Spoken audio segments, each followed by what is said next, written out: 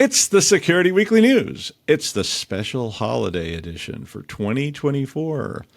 We recorded some of these. Now, we all went off to a monastery to spend the holidays in quiet reflection, and in no way are actually passed out on a pool float in Phuket, Thailand, hoping the police don't realize that we actually aren't trying to find trading partners for ether and cocaine.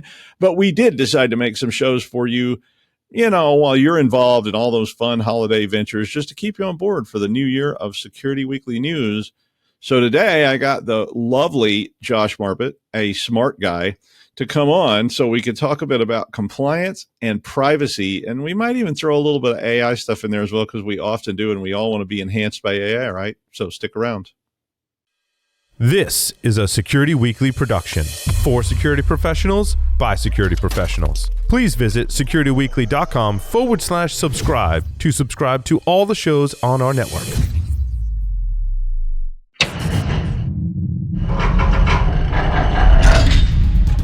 From the Security Weekly Vault, it's the show that keeps you up to date on the latest security news twice a week. Your trusted source for accurate security information and expert analysis. It's time for the Security Weekly News. All right, from the island of Elba, I am Doug White. I hope you're having happy times during the holidays, or at least staying home with your cats and drinking bourbon every night, or whatever it is that makes you happy. I know which one I would pick, but regardless of all that. Now, we wanted to talk today. Josh is big on compliance, and I used to do a lot of compliance stuff as well. And, it never seemed to be a bad idea to me. Compliance always seemed like this thing that made sense. But whenever I was recommending things, it always was met with that kind of like, okay, Dad, kind of attitude. And I got that so much. I know the look. It was just that, oh, they're here again, and so hi, Josh. I know you like to talk about compliance. It's all right, Dad.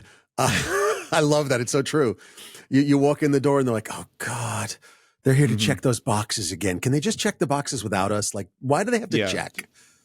Well, one of my favorite responses I always got was like, we would give them like a document and say, this is what we're going to be looking at initially. And, and I literally had CISOs, information tech managers or whatever they were called, saying, so I just mark all these and sign, right?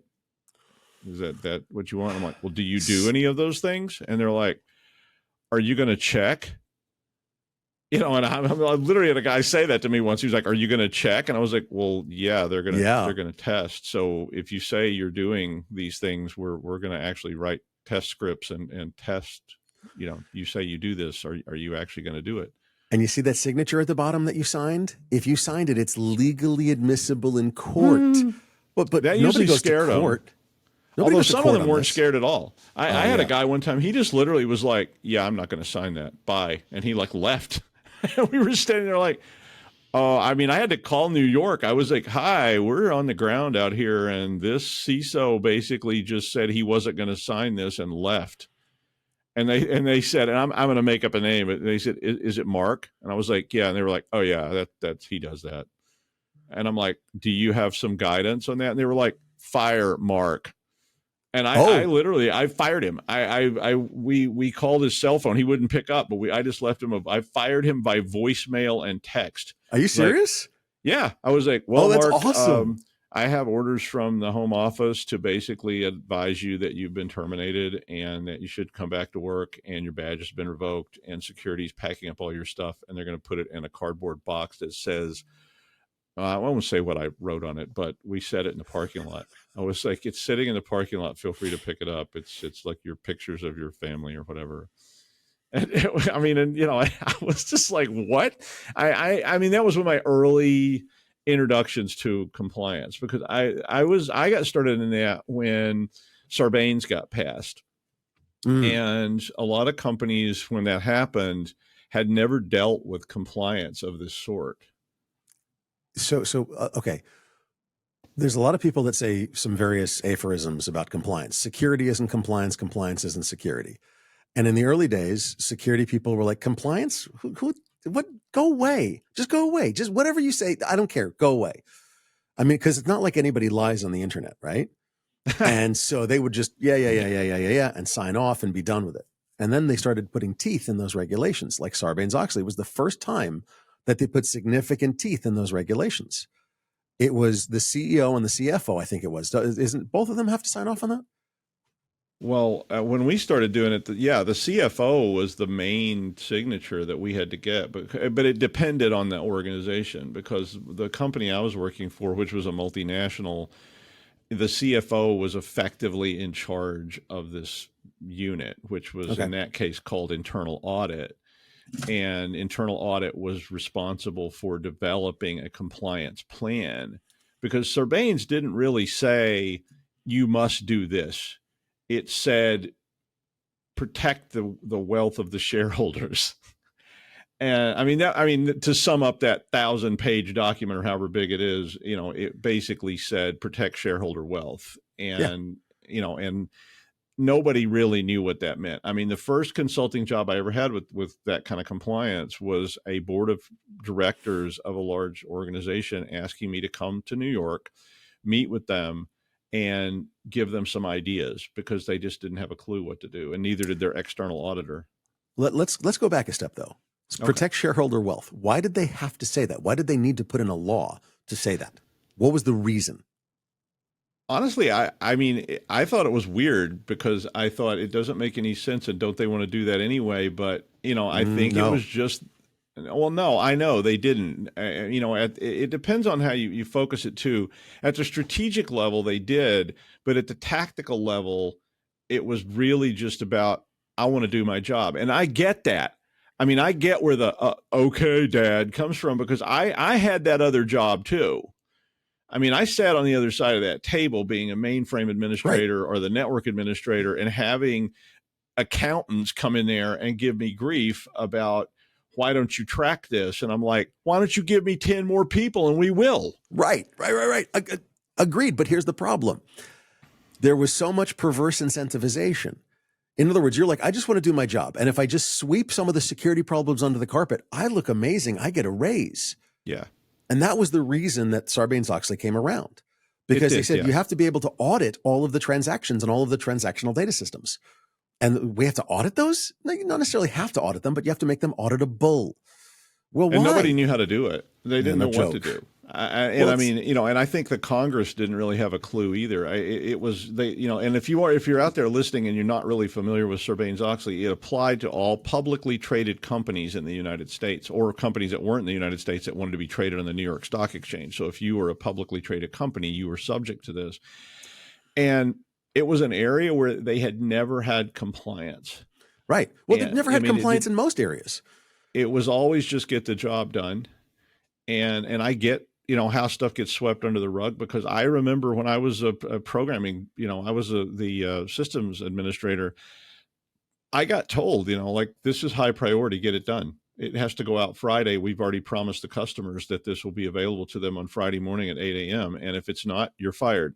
Right. And I'm like, well, you realize that this code is not ready to go. It hasn't been tested, and we have a whole QA process that needs to be, in operation. And this was before Sarbanes, but, and a high level manager telling me, I don't care what you do.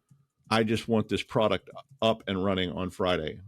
And, and it was like, oh, so you're telling me to skip the QA process? And they're like, I'm not telling you to do anything. I'm just telling you this product will be up and running on Friday morning, or somebody else will be sitting in your chair on Monday.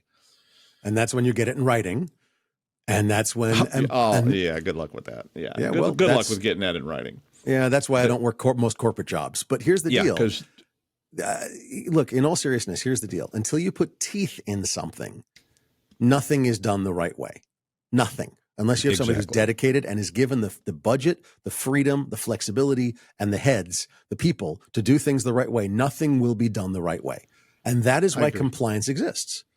And there has to be buy-in from upper management. I mean, we did numerous of, and I saw an article that I think top-down security doesn't work. And I'm like, well, I don't totally disagree. It has to be done at a tactical level. But if you go on a site and you say, we're here to do this audit, and the CEO has, and I had this once, the CEO had basically said, oh God, what a bunch of crap.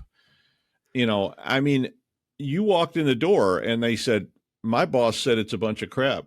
And I'm like, okay. Then tell that to your external auditors and see what they say. And then usually, I mean, and that one, I ended up calling the CEO on his yacht. He was actually on a yacht, and he got really angry that I called him. And I said, so you told all your employees this was a bunch of crap and they shouldn't do it. And he said, oh, I didn't, not in so many words. And I'm like, no, we have an email. I was like, I have a copy of the email where you said this is a bunch of crap. We have to do something, but make it the minimal thing we can get away with. And I said, so I'm going to put that on the front page that we're going to hand to the external auditors. And I guess they'll be calling you. And I don't really know what we can do here since you told them not to cooperate. And he was like, okay, hang on a minute now. 4 hours later, everybody's like, yes, sir. What do we need to do? And I said, because I mean, I'm going to name all of you. I'm just going to, I'm going to sit there and say, well, yeah, they wouldn't cooperate. So and they didn't have any security, and they didn't need it because they were, proprietary, and there's no threats here. If you tell me they use proprietary encryption, I'm just going to start facepalming. No, they didn't use encryption. They didn't had even use encryption. The login to their mainframe was basically a blank password. But nobody will figure this out, Doug, except you and a bunch of weird nerds. Hi, weird nerd here. I was like, yeah, okay. I acknowledge that, weird nerd. I said, there's a lot of me, more of me than you think. Oh, yeah. And a lot of them are in other countries, and a lot of them are not nice people. And that's kind of the point. So today, I think, I don't see that now. I mean, I go do these things with like CISOs and stuff, and the CISOs want to do what's right because they know they're the ones going to get fired when this all comes crashing down. It's not going to be the CEO. They're going to say, hey, I had a CISO. The CISO was responsible. You're out the door. Forget it. We'll fire you and replace you with somebody else. Yeah, that's because CISO's actual title is designated scapegoat. Well, the only reason most CISOs have a C in their title is so that they can be the scapegoat. Yeah. So I will tell you, and I've said this 100 times, I don't think most CISOs should be C-level people. They should be directors, they should be VPs, that kind of thing. But they should not be people, if they're not making the choices, if they're presenting the options but not making the choice, they're not a C-level person, period. Okay, yeah, when you put it that way, I think they should be C-level persons, but I think that they should have the authority. No, I do. I mean, somebody needs to be on that board representing this point of view and saying they're just some flunky that comes in and does a slideshow once a month. That's not going to get it done. But I agree with you when you say it from the perspective of if they can't make those decisions, then why are they an officer of the company? The CFO. I mean, this same company, the CFO was like, tablets coming from the burning bush or whatever. I mean, the CFO said, we can't do this. It's illegal, or the IRS will come with jackbooted thugs. Guess what? Yeah. And the CEO was, the CEO was like, yeah, whatever Ted says we're doing. And again, that's not a real name. Whatever Ted says, that's what we're doing. And I told the CEO of that company, I said, you need to treat the CISO the same way you treat the CFO. And he said, but the CISO works for the CFO. And here's the problem. In that context, then why do they have a C in front of their name? What's the point? Doug, I need to explain something very important, what you just said. The CFO in your example said, if we do this, it's illegal and the IRS will come with jackbooted thugs and stand on our neck effectively, right? When the CEO talked to the CISO, he went, what do I care? Nobody's going to come and hurt me. Nobody's going to take my money. Nobody's going to stand on my neck. Nobody's going to come with jackbooted thugs. Yeah. That's when they started putting teeth in compliance. And right now there's a big controversy going around in the CMMC world, which is the Department of Defense standard for all the contractors. Because for decades, the Department of Defense said, you guys will all self-assess and you're all compliant, right? And they all went, oh, totally compliant. We're good. And then they started requiring people to sign off on this, that they were compliant with NIST 800-171, and to put their score, to do a self-assessment and put an actual score into a system, SPURS. Okay? And they had problems with that. But people were doing it. And then you're looking at them going, that's not possible. No, you're not putting a real score in. And they put CMMC in, and CMMC is still not law, the certification aspect of it. But there's a standard that says you have to be checked by a third party if you have enough information that's dangerous. And that third party has to do an assessment of you. And they're all like, it's going to cost money. Yeah, because you all lied for so bloody long. Mm-hmm. Well, the example I used to use for this was the Triangle Shirtwaist Factory. You're familiar. I'm familiar with it. And if you're listening and you don't know what that is, the Triangle Shirtwaist Factory was a very, very famous incident in New York City. It was a factory where they made shirtwaists, which is some clothing kind of clothing. Item. Yeah, and the company, they say they didn't, but the company locked the doors, the exit doors to the stairwells, because people were sort of sneaking out to smoke. And this was like, I don't know, this was like the 30s or something. But there was a fire, and was it? Whenever it was, there's a plaque on the building by Washington in the Garment Square Park. District. Yeah. Yeah, in the Garment District. But I mean, there was a fire, and all these employees ended up dying because they could not get out of the building, and it led to implementation of a lot of fire codes. A very, very famous legal case. It's a really 1911. interesting 1911. So it was before I even thought. I knew all that stuff at one point in time. I have a presentation about it, but it basically led to teeth being put into fire codes, which is a kind of compliance. And my experience was that companies would do, and like I said, all of you've been there. I mean, there's probably nobody out there listening to this that hasn't actually held some lower level role, whether you were a network administrator or programming coordinator or whatever. And, you're just trying to keep the lights on. And I call this the engineering paradox, because engineers were always like that. Engineers, and I work with lots of engineers, and they were basically people that they fixed it. And you said, that thing's glowing over there, Leo. And he was like, yeah, it's glowing. It only does that on days that end in Y. Probably won't kill you. Just maybe stand over here. And, but if the glow got to be too dangerous, Leo would go fix it. And, he's like, yeah, I invented a new tool and a lead shield. It'll be okay now. And that's the engineering paradox of like, let's just make it work versus let's make it right in the first place, which is a lot more expensive. And I think a lot of us as system administrators were like that forever, because it was a very simple pain response that my job was to make sure the system was on. So when an employee sat down and pushed the button, the screen came up and everything was fine. And if it didn't, I got a phone call and I got yelled at, and I'm just trying to fix it. And when people start talking about all these other things, oh, what do you mean security? You mean I have to give these idiots passwords? Like, oh my God, I'll need a whole staff just to answer the phone when they call and go, I forgot my password for the 19th time this week.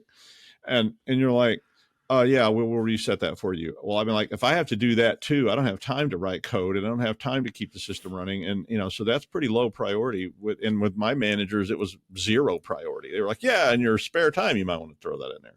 So here's the problem. They say that every OSHA rule is written in blood. Okay. And it is. Every single OSHA rule is written in blood. And that's why when OSHA inspectors come out to a work site and they find bad things going on, they are vicious. Mm-hmm. Shut them down, a $10,000 fine. They are vicious because people die. Yep. We are at the point in history right now where cybersecurity has the impact of killing people. Yeah. Because of ransomware in hospitals, because of ransomware in ambulance companies and water companies and hackers taking data, because of whatever else, people are now starting to die from cybersecurity incidents. Yeah. When you think about the fact that I'm going to go back to CMMC, if you steal the right set of data from a government contractor, you can now stop a missile or make it explode in its silo or whatever else. People will die because of cybersecurity. So guess what? There's going to have to be teeth in these suckers, and the inspectors are going to have to be ruthless. Yes. That's why they had me.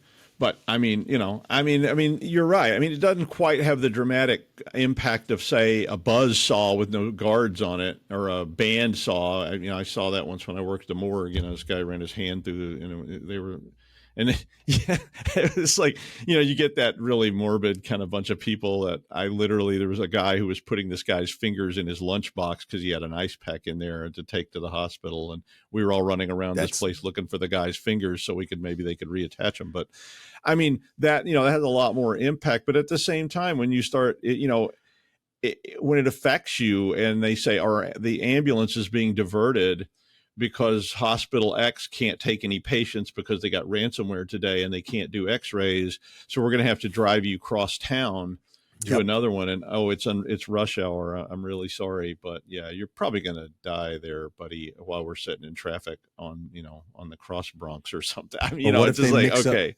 And they mix up medication records and That too. or they release who's HIV positive or who's got cancer or who's got this and who's got that as records on the dark web. It's not a dark web, just don't kill me. And there's people that are being doxxed, the people that are dying, people that are having their lives ruined. We're now writing cybersecurity rules in blood. Yeah. And so the people that are like, oh, what's the big deal? It's not like data's that important. Shut up. You're wrong. Well, that's a good segue to talking about privacy, because one, and it's not blood, but it's kind of blood. It's plasma. Privacy is another piece of this that where, in my opinion, you have almost, in the United States anyway, you have almost no rights at all. And again, companies are not going to take privacy seriously until there's compliance with teeth that forces them to comply. Oh my God. What an idea. One, and it's actually worse in some ways, because privacy actually means they can make money off of you. If I log into a website, it's not even just like it's dangerous and they lose my information. It's like that information has value and they actually can earn money by selling that information to third parties and the Chinese and anybody else that comes along. So, you've got data. In traditional terms, it was data so they could open up a line of credit. They could use your health insurance. They could do all sorts of different things. But now it's data that's going to be, okay, how can I advertise to them in a hyper-local fashion? How do I train an AI on that data? There's all kinds of data usage now that there wasn't years ago. And by the way, when you talk about privacy, we're not just talking about online privacy as well. We're talking about privacy of me as a person with any of my data. For example, license plate readers.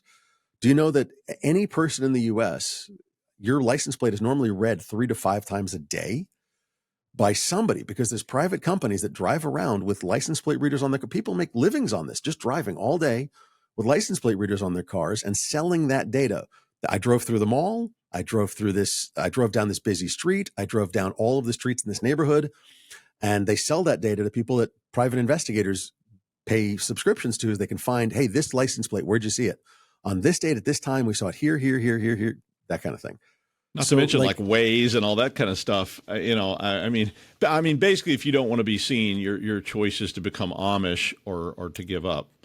And even the Amish are probably tracked at this point. There's probably like light pole cameras going, oh, Angus is driving his cart down to the, Pennsylvania's got a lot of Amish people. And so I used to bounce, they drive horses and Lancaster County. I used to bounce on Bourbon Street in New Orleans. And I would tell people, like, you want to do that for a string of beads? There's like 3 webcams on every square foot of Bourbon Street. Okay. You will be immortalized forever. And it's not going to be your face they're looking at. And they did it anyway because they wanted to be immortalized. And I'm sure that their children, when they found those videos 30 years later, are happy as hell. But is that you, Mom? Or worse, is that you, Grandma? Yeah. But, it's, and that was back in 2002. Now there's not just, and that was back in the days of Girls Gone Wild. They literally had film crews with jerseys on. Yeah, I know what that is. I've heard of it. I've heard of it. Okay. I don't have the whole video collection over here on this shelf, but on VHS tape. Oh God. But it's privacy right now. The fishbowl generation is real. I get pictures of my kids from the daycare on a regular basis. Mm-hmm. So to show me what they're doing. I have an app on my phone that tells me your kid just went to the bathroom. Your kid is sleeping. Your kid has ate crackers for a snack, whatever. Yeah. We literally. I remember when they were doing that at ski school. My daughter was going to ski school, and they were sending. I get a picture, and of course a lot of these pictures were up on the a monitor down at the base, and people could walk by. And again, it was the same thing. Your daughter ate this for lunch, and Right. it was up here on this instructor. Oh, I was going to do my mother's face. I can do my mother's face on Bourbon Street. That was my mother's face. Yeah, that was her face on Bourbon Street. So she probably could have been a bouncer too. Well, seeing how you are, it's entirely possible. But anyway, my grandmother definitely could have been a bouncer. She had a big stick, and she was willing to use it. And so I also worked corrections down in Louisiana, and one of my best officers was a little old preacher lady who couldn't overpower anybody, but she would just walk in, and everybody there would be like, "Yes, ma'am." Mm-hmm. I mean, my grandmother, although she could do something. She was a little like a 4'9" Dutch woman, but let me tell you. All right. Privacy. Okay. But anyway, back to the privacy thing. So how do we fix this through compliance? I mean, so is there a standard right now in compliance for privacy? There is, and there isn't. GDPR, CCPA, CPRA, PIPEDA up in Canada, there are standards for how your data can be used. It must be used with your consent, explicit consent, all that kind of thing. However, the problem is that what happens is you have data laundering going on, and you have data escapism going on, data flight, I don't know, where a company will move from one country to another to escape these kinds of things. And then there's data laundering, where a company will spin up a small company, sell all its data to that company, but mortgage it back. So when that company, the little company, gets sued, inappropriate usage of data, they just bankrupt the company, use the mortgage to pull the collateral, the data back, and then spin up another company. What's the big deal? And they never get touched. So this kind of data laundering is real. So there are regulations, but until they have, again, significant teeth, like GDPR fined Google a couple of $1 million, and probably Google went into its back pocket, pulled out some change out of the couch and went, "Here, go away." Okay. When you start finding companies billions of dollars or actual percentages of revenue, that's when you're going to get real privacy. That's when you're going to see people actually get privacy back. But unfortunately, it's also way too lucrative to give them privacy back. So I don't know. Yeah. I mean, it's very valuable stuff. But I like that percentage of revenue. I know that in Finland, I think it's Finland, speeding tickets are percentage of your income. Are you joking? Yeah, no, it's the truth. I think it's Finland though, because I was reading the traffic rules because I was going to drive in Finland, and I was like, what can happen to you here? And they were talking about the percentage of your income rather than like, you get pulled over and you get a $500 speeding ticket. And for some people, that's like, it's like, wow. That reminds me of the joke. So I can speed all I want. Yeah. That reminds me of the joke. This guy got pulled over in Montana, and the officer goes, "You were speeding. I'm going to have to write you a ticket." "Oh, well, what's it cost?" $5. "Here's a $100 bill. Ticket me all you damn want. I'm gone." Just let me go. Let me buy a special hang tag, and I can just drive whatever fast I want. But yeah, they were saying how, like, if you were like a billionaire, your fine could be pretty high. Oh, damn. That's actually pretty cool. Yeah, except billionaires don't drive. They have a driver who makes nothing. His income is zero, so your fine is zero. I was wondering, like, if you have no income, is your fine zero? So you can speed and you can drive at an infinite speed, and it matters not. But we won't get into the Scandinavian laws. But I think until there are teeth in privacy laws, massive penalties, because you go to a company, they're going to do the actuarial on it, and they're going to say, okay, well, the cost of the penalty, which we've calculated to be a likelihood of about 30%, is nowhere near the revenue we earn from doing bad things. It's like when Google changed their logo from "Don't be evil" to, well, be evil. It's okay. Well, slightly evil. Mildly. It used to be "Don't be evil" was their company logo, right. But they got rid of that pretty quick. And sorry, Google, but don't come after me, please, because I think their other new logo is "We will get you." It's kind of like, we have all the lawyers. Yeah, we have all your lawyers. But all your data.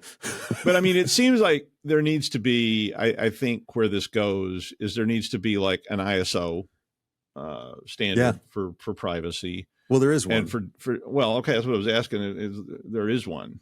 There is one. It's 27556, I think. Don't quote me on that. But it was good. It was not well written, in my opinion. It was done hurriedly in the idea of AI is coming out. So Anyway, but the point is the fear of AI. There are ISO standards for this. There's standards all over for privacy, but the problem is that the enforcement is patchworked and the fines are not significant enough. A lot like the fire rules in 1911. I mean, it's just like there was no real penalty for this, and exactly. I mean, the people could sue the company who were harmed, but it's really tough. I mean, I've worked on lawsuits involving things where when your fingers get cut off in a bandsaw, or your great aunt got burned to death in a triangle shirtwaist fire, that's got a lot of impact on a jury. When you're saying, oh, they got my information from the OMB and disclosed it, it's a tougher sell. And I think until there's just real strict rules about it, it's just going to be tough. Yeah, I agree entirely. All right. Well, I mean, unfortunately, I know you and I could talk about this probably for the rest of the day, but that's all the time we have. I want to thank all of you for watching. I hope you have happy holidays and you stay out of trouble. I will be live next at the Millennium Alliance event in Dallas at the Fairmont on the 27th and 28th and 29th of January. So if you're planning to attend, I hope I'll see you there. You can buy me one of those free drinks they give you. All right. Okay. Thanks, Josh. Thanks, everybody else. We'll see you next year.